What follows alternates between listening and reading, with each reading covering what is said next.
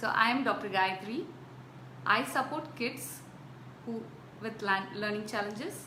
I am from Chennai. I am the founder of Flourishing Kids. Hi all. Thank you for joining in for the session. So today's topic is, what is your child's biggest academic challenge?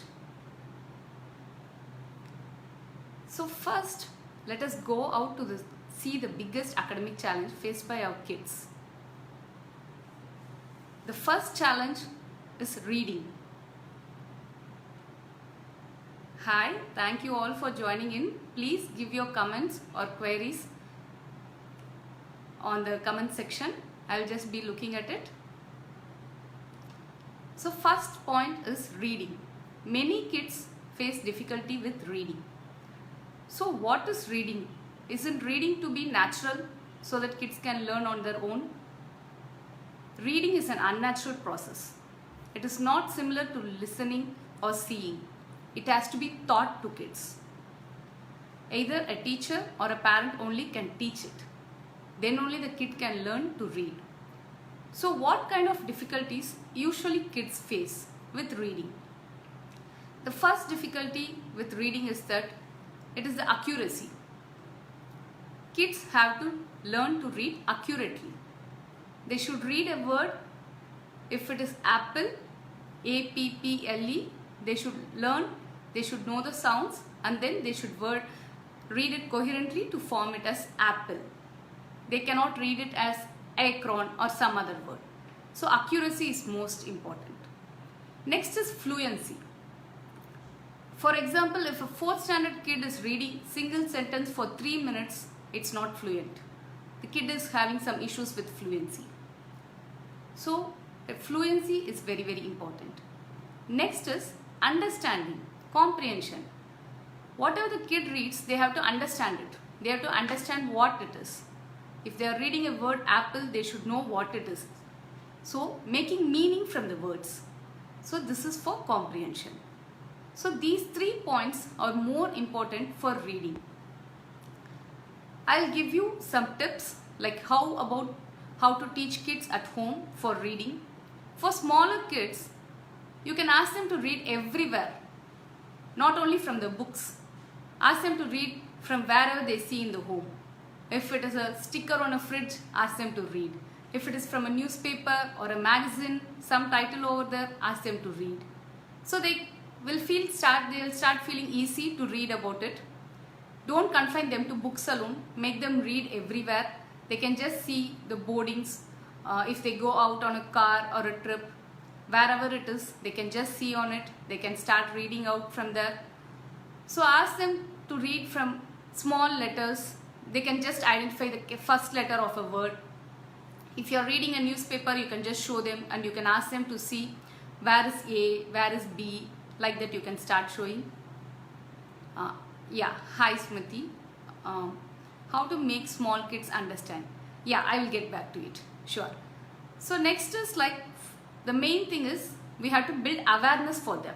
We have to build awareness for sounds. They have to understand the sounds of the language. Alphabets, it is A but it is pronounced as A. So we have to make them understand. They have to know that this symbol corresponds to this sound specifically. We can make them play small games like I Spy game. I Spy game with a little variation. You can say I spy with my eye something starting with S. So the kid can find out slippers, shoes, they can get a spoon, stick. Everything starts with S. Like this we can start including the awareness, sounds awareness to the kids. We can also play like odd man out game. We can just keep some 4 things, or suppose you are choosing 4 words. Just take randomly 4 words. Bat, ball, biscuit, couch. Which is the different one, which starts differently. So the kid can identify it as couch.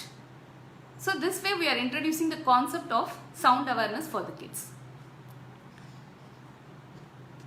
So next, for the sound awareness, like as Smriti was asking, the difference for K and C sounds.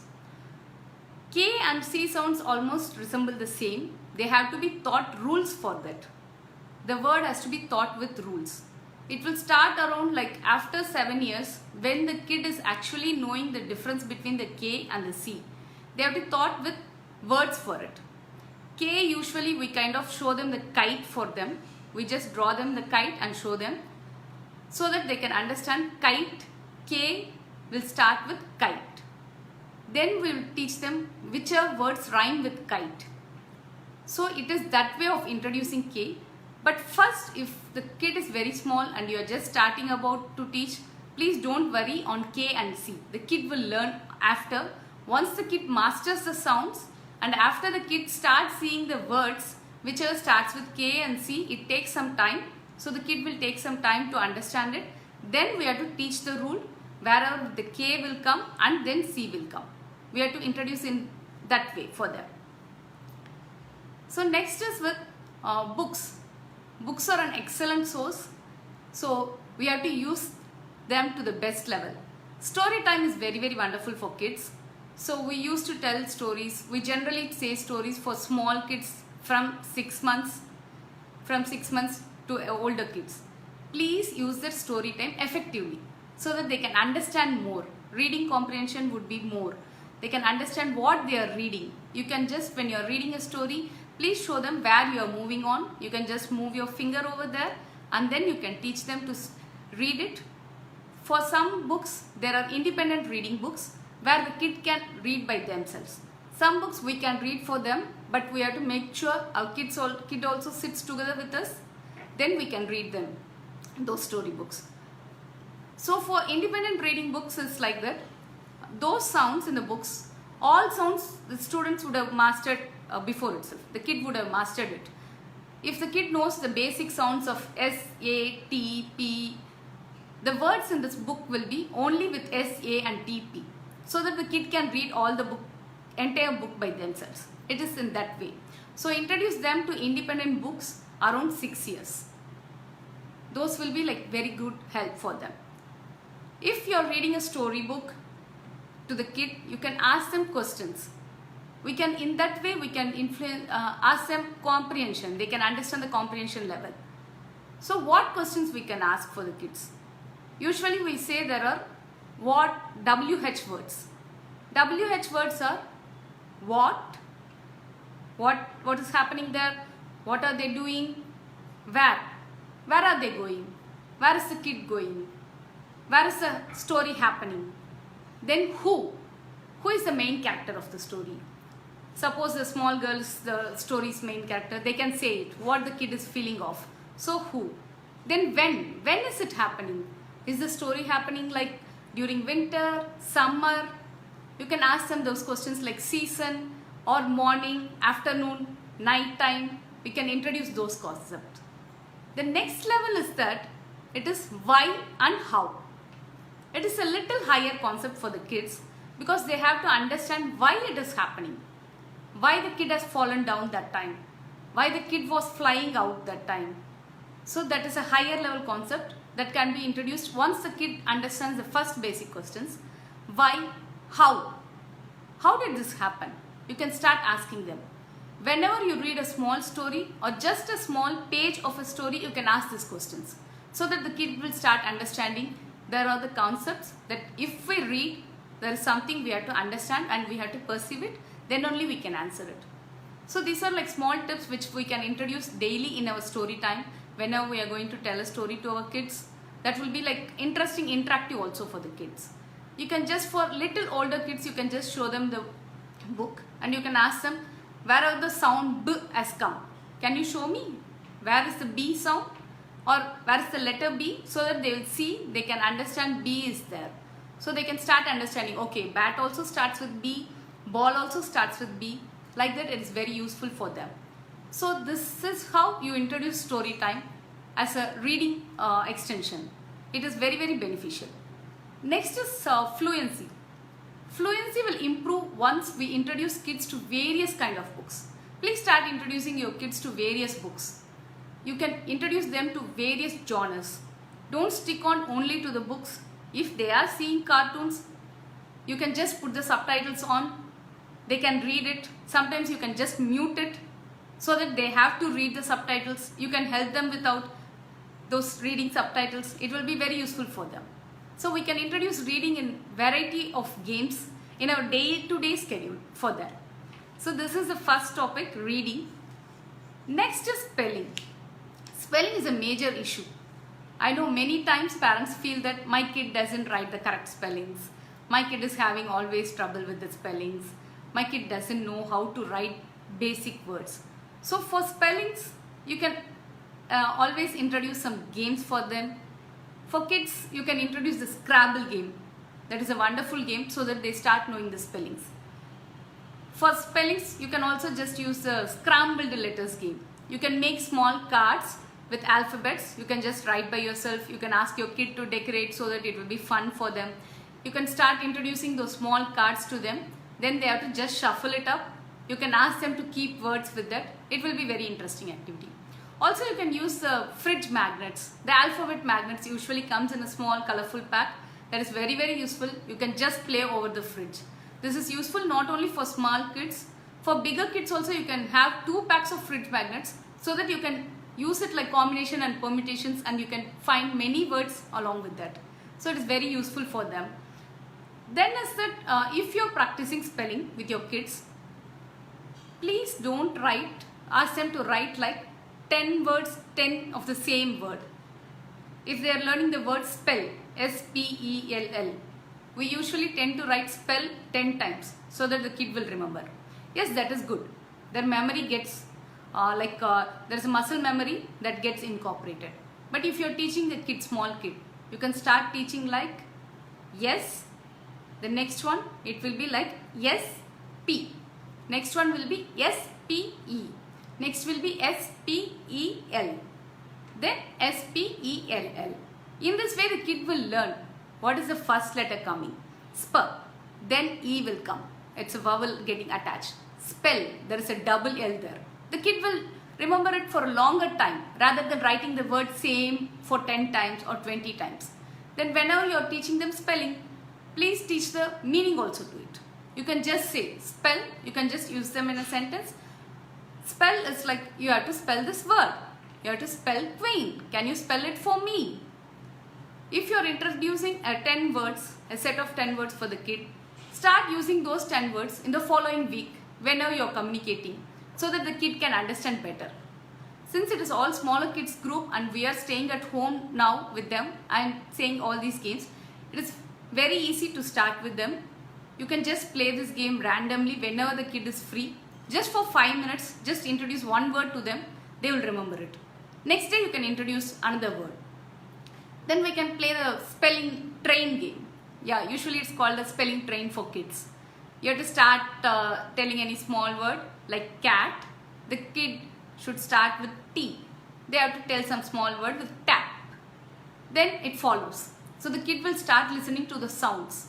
For smaller kids, you can help them with the spellings also. Whenever you are saying a word, you can say cat, C-A-T, cat. It is better if you know the sounds, teach them with sounds. K, A, T. Phonics is useful.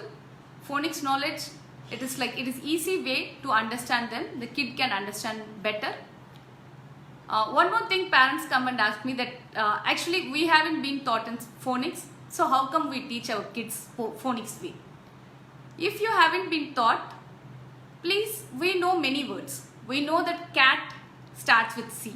So you can just start associating the sound C for K. Like that we can start associating by ourselves. We can teach the kids better. If you teach the sounds to the kids, it is always beneficial for them. So for spellings, if smaller kids are not writing it correctly, if they are writing it what they hear, it is actually good. They are hearing it and only they are writing it. So let them write. If they are writing it wrongly also, like if it is for kite, they are using C, it is okay. Because first the kid will start writing in that way only. Then only we can help them to differentiate. There are spelling rules for the kids. If you are introducing spelling rules, please don't introduce all spelling rules in one day. You have to just stick on with one rule, let the kid master it, then go to the second rule. It is always that way. Please don't introduce maybe for us we will think like 5 vowels, A, E, I, O, U. let me teach 5 together today. It won't work for kids. You have to teach A sound alone for one day. Next day, you can, for smaller kids like for KG kids, for kindergarten kids, you can introduce 2 sounds per week. You can introduce only that much. Because if you're introducing too much, the kid will get confused. So start introducing them slowly to the rules. Rules are always beneficial. Then you can play crossword games with kids. Crossword games are actually very easy. For younger kids like first standard, second standard kid, you can just take their friends' names. You can just write a list. Obviously, they will be having like 6 to 7 friends with them. We can just put the first letters, last letter. We can ask them to write in the filling letter kind of thing. You can just say like your friend in the apartment for point 2, your friend in the apartment. For point 3, it is like your close school friend. For point 4, your cousin staying in Bangalore. Like that you can just keep them engaged because it will be fun for them. Crossword can be made fun to the kids. This way we can introduce spellings also for them, and the kid is also knowing that this word starts with first letter and last letter is this. So they know a complete letters for a game. So it is very useful for spellings. Do try spelling games with kids. Spellings is fun for them, and let them start writing in whatever spelling they hear. Then we can start correcting it. Don't start correcting it immediately as the kid writes. Kid will not write. They will be stumbled upon every single word. If we start telling them spellings, they will be stumbled upon. Let them write whatever they are feeling. Then you can say, this is like this and it has to be changed like that. Next, maths. Maths is of course difficult for everyone. Most of us feel difficult with maths. It is like why maths is difficult? Maths is a cumulative session. It's almost cumulative subject. You have to understand the basic steps, then only you can go to advanced steps. That is the main thing for maths. For smaller kids, we can just introduce mathematical concepts with their toys itself. Their toys, their cards pack, or anything around the home. Now if they are at home, you can just introduce maths concept with vegetables. We have so many vegetables in our fridge. You just open your fridge. You can just take some vegetables out there. You can just say how many ladies' finger is there. You can start counting with your smaller kids. If it's a bigger kid, start doing addition. Start doing subtraction there. You can start introducing with materials. Materials are always beneficial for maths concepts. That way the kid can understand. It is not abstract anymore for them. They can see the values. They can see the concrete values. For little big kids like 4th standard, 5th standard, whenever you do some shopping or something, give them the bill. Ask them to tally for you. Tell them whether it is correct. Can you please check it for me? Yeah, they will definitely check it for you. It is like interesting activity for them. So we can introduce maths in our wherever practical things we can use it up. If you're teaching a new concept for maths, always step down, one step back. Suppose you're teaching like addition with change. So first day you have to teach them addition without change. Then only you can go to addition with change. Directly don't introduce addition with change. Even if they are mastered also, just give them 2 problems for that. It is like you are stepping down so that you understand the whole concept. Then you are moving over to the next concept. The kid can easily understand better. They will know the basic concept. Then they can move on to the next concept. So it is very much useful for them. So maths you have to teach with materials for smaller kids. Then you can just move on to the next higher levels. Then one more main thing is attention. Many times parents complain that my kid doesn't sit. They don't do homework. And now since all kids are at home, as such parents are taking a new role of teacher also. They have to make them do homework. They have to make them sit in their online classes. So it's a bigger thing for them. So my kid doesn't sit for homework. My kid seems to be interested in the education, in learning English, maths or anything for that sake. So whenever you're doing homework, I will just suggest that you have to make the kid sit facing the wall. The kid should face the wall and you should be sitting the other way, so that the kid can just see the wall. If possible, take them to a separate room, or else in the same room you can make the kid to sit facing the wall so that they can see, they will just see the wall. It's like we are already making them focus, so they can just see the wall only. Then before starting itself, you can just say, today we are taking up for 15 minutes. The kid will know, okay, the task is for 15 minutes. If I complete, I can go out. Yeah, so they can complete it. They can complete it soon. They will understand that. You can start introducing timer for them. For some kids who are like little active, they don't want to sit, you can just introduce timer. Just start with basically 5 minutes. For kids till 6 years, 5 minutes itself is a bigger task. Yes, they can just do the activity for 5 minutes. It is like you can split up the activity, the big activity, into chunks of times. So 5 minutes, they have to just sit, they have to finish that activity, then only they can move forward. Then you can start introducing them like 5 minutes, the next day it will be 7 minutes, then 10 minutes. Keep slowly introducing time. I mean that 5 minutes, if they sit around at 5 o'clock for 5 minutes, after some 45 minutes you can again ask them to do one more problem. Then after 45 minutes you can ask them to do. In that way they feel like very easy. It is only 5 minutes. And if you are introducing the timer concept, just explain to the kid, for 5 minutes you have to sit here. Even if you finish this activity, you have to be there for 5 minutes. So do the activity correctly. Until 5 minutes we will be doing some problems, so that the kid can learn more. They will know that it is the 5-minute session, we have to sit here. Start introducing like 5, 10, 15, gradually you can increase. For little bigger kids, if they are sitting alone and they are reading by themselves, they can sit there and read. After 20 minutes, just ask them to explain what they have read to you. You can just ask them whatever they have read, they can explain to us or any other family member at home, so that they will know what they have read. They are actually comprehending it, they are understanding it, they are actually giving it output. So you can always introduce them like 20 minutes chunks is enough. 20 minutes, then they have to come back, they have to answer for you. So this way the kids will be more focused to us. Sometimes if the kid is like mild fidgety, it's okay. If they are just moving their leg or hand, please don't keep on correcting it. Don't move your leg, don't move your leg. It's okay. Kids sometimes be like that. If they are concentrating on the subject, leave it up. If they are not concentrating on the subject, then we can say. But sometimes if the kid is like slightly moving on or sharpening their pencil or keep on doing something, wiggling, it's okay. But if they are concentrating, just leave it. Just they can do it for 1 or 2 minutes, then they will leave it up. So it's okay. So next, for kids like little hyperactive kids, you can jump right into the project or activity for them. Please don't say that extra story or anything else which you wanted to convey after they sit down for doing homeworks. Just start write which activity is there. Today we are going to do 5 sums. Just start immediately with the 5 sums. Start immediately with the spellings. That way they can just concentrate for 10 minutes and they can leave the place. So it's very important for them. Next is that I will just say some few apps which are very good and interesting for the kids. Since now everyone is at home, kids watch their mobile phones or iPads or gadgets for some times. Yes, if they are watching or something, we can introduce them like learning apps which is beneficial. So I'll just list out some apps for you. So thank you all. Many are joining in. I'm just looking at it.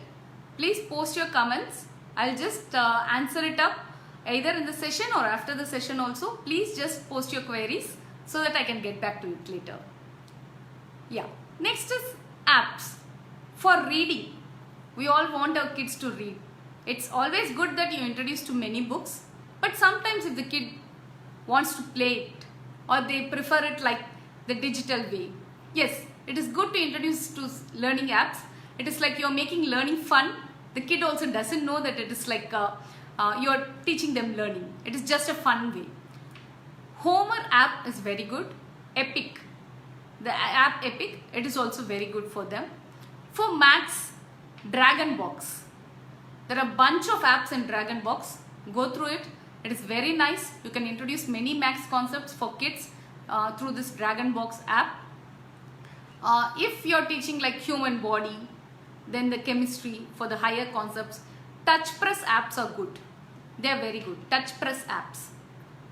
Then for geography, kids will start learning geography, everything. So Barefoot books. There is an atlas map in that atlas. It is very good for geography activities. Then for phonics, many parents ask me for phonics how to introduce. Like as I said, parents can help it. Then YouTube, you can always see Alpha Blocks. Alpha Blocks is a very good channel for kids, especially for younger kids. There is a series of phonics lessons kind of thing, but it is almost in a fun way, so the kids can perceive it and retain it for a longer time. Like TV shows, you can introduce them to the storyboards, Magic School Bus. They all teach learning in a different way, and it is also fun for them. So now we are at home, we can introduce kids to these kind of activities. Whatever I told, like small activities, and even also these apps which can make their academic challenges still more easier. Then for decodable books, which I was mentioning during the reading, you can introduce decodable books like Dr. Seuss's books, Ladybird books. They all are like leveled books, so that the kid can understand the first level, then they can move to the second, third, like that. Those books are excellent. You can introduce them to variety of books. Yes, yeah, Smriti is asking for some books. Yeah, I've been saying some apps. You can check out those apps. I'll get back to you again also in case if you have any other doubts. So these are the academic challenges broadly we have discussed today. Reading, spelling, maths and attention issues. Suppose if you are already following all these for your kids, all these things, all instructions, but still suppose you think that your kid is still lagging behind, or else there is small learning gap for the kid.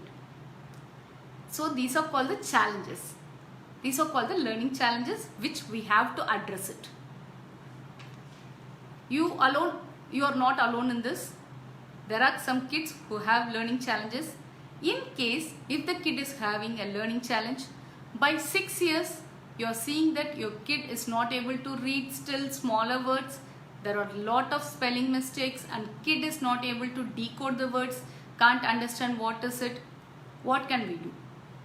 As a parent, first discuss your concerns with your class teacher, school teacher.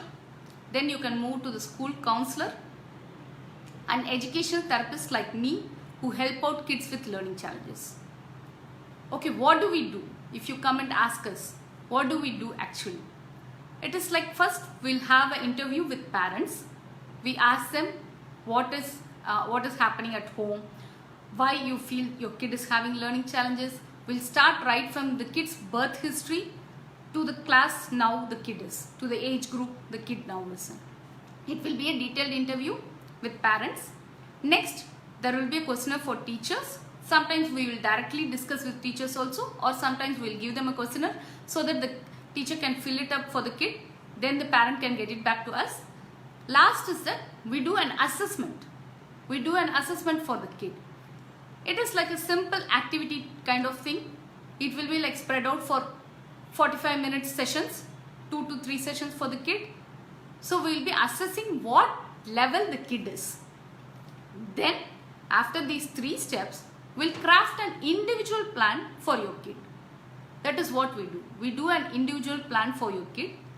It will be then we'll be giving classes to the kid. It is usually separate classes after the school. Sometimes within school also, if the school teacher is asking us in the school itself, we'll be doing it in the school, or after school hours also, it will be separate pull-out classes. It will be like 3 to 4 classes per week. So where we teach the kid whatever the learning gap issues are there, whatever there is academic gap. So we'll teach them the basic skills so that they can understand better. They will be able to read by themselves. They will be able to know the basic sequences, basic academics, basic knowledge. Yeah, this is what we do as an educational therapist. Learning challenge is not related to the IQ of the child. Please remember it. It is not at all related to the IQ of the child. Some kids who are very, very smart have these kind of learning challenges. It is that we have to address it early. If the kid is addressed correctly at first standard, we can give them coping up techniques at that time itself, so that We are not widening the learning gap, we are narrowing it down. These are called like addressing it early. We are addressing the kid early. Yes, so these are the learning challenges. If you all have any doubts or queries, you can definitely put it up in comments. I'll get back to you later also. I'll check out all comments. You can ask me any doubts. So to end my session, I'll say that each child is capable of learning and succeeding, but not at the same time. Each child differs, but everyone will succeed. Thank you, Asta Jain, for giving me this opportunity. Thank you all for viewing my session. Have a great day.